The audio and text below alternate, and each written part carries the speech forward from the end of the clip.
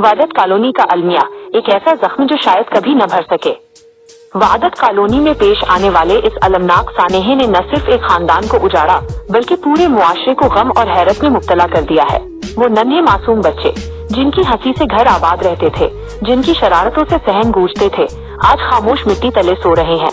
कल तक यही बच्चे अपने वालिद से फरमाइश करते थे कि अबू आज मेरे लिए ये खिलौना ले आए, अबू मुझे वो चीज पसंद है। माँ सुबह सवेरे उठकर उनके बस्ते तैयार करती थी, किताबें संभालती थी, यूनिफॉर्म इस्त्री करती थी, जूते साफ करती थी और उनके मुस्तकबिल के ख्वाब आंखों में सजाए रखती थी। घर के हर कोने में उनकी आवाजें थी, हर दीवार उनकी हंसी से आशना थी। आज वही घर खामोश खड़ा है, दरवाजे जैसे किसी के इंतजार में है, खिलौने यतीम हो गए हैं, बस्ते खाली पड़े हैं और वो कमरे जहाँ कभी कह के गूंजते थे आज सोग में डूबे हुए हैं।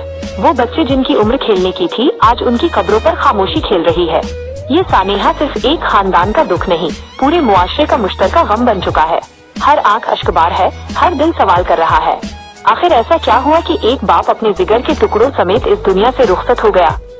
इस राज को अल्लाह ताला ही बेहतर जानता है। हम किसी के दिल का हाल नहीं जानते, न उस तकलीफ की गहराई को समझ सकते हैं जो किसी इंसान को ऐसे फैसले तक ले जाए। आज वहदत कॉलोनी के दरख्त गमगीन मालूम होते हैं, पहाड़ खामोश हैं, फजाएं सोगवार हैं, कब्रिस्तान की मिट्टी भी शायद इन मासूम चेहरों को देखकर रो रही हो। बच्चे, बूढ़े, जवान, मर्द और औरतें सब इस दर्द को महसूस कर रहे हैं। हर माँ अपने बच्चों को सीने से लगा रही है, हर बाप अपने बच्चों के चेहरों को गौर से देख रहा है। कहाँ गई वो ख्वाब, कहाँ गई वो दुआएं जो कल तक जिंदगी के चिराग रोशन किए हुए थीं। ये वाकया हमें याद दिलाता है कि जिंदगी कितनी नापायदार है। सुबह खुशियों के साथ तुलू होती है और कभी शाम गम के अंधेरों में डूब जाती है। इंसान मंसूबे बनाता है, ख्वाब सजाता है, मगर अल्लाह का फैसला सबसे बुलंद है।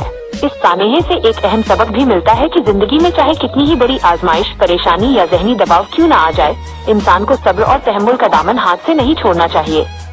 मुश्किलात का हल जल्दबाजी, गुस्से या ऐसे फैसलों में नहीं जो नाकाबिले वापसी हो, बल्कि अल्लाह ताला की तरफ रुजू करने, अहले इल्म से मशवरा लेने, अपने अजीजों से बात करने और सब्र के साथ हालातों का मुकाबला करने में है।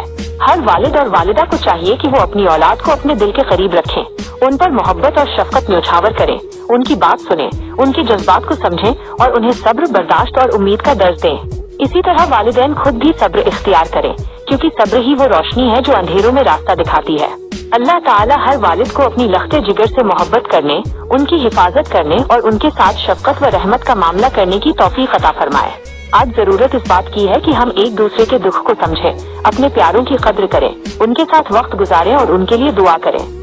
अल्लाह ताला इस खानदान के तमाम मरचूमीन की मग़फ़िरत फरमाए, उनकी कब्रों को जन्नत के बागों में से एक बाग बनाए और तमाम लवाहिकीन को सब्र जमील अता फरमाए। आमीन या रब्बल आलमीन।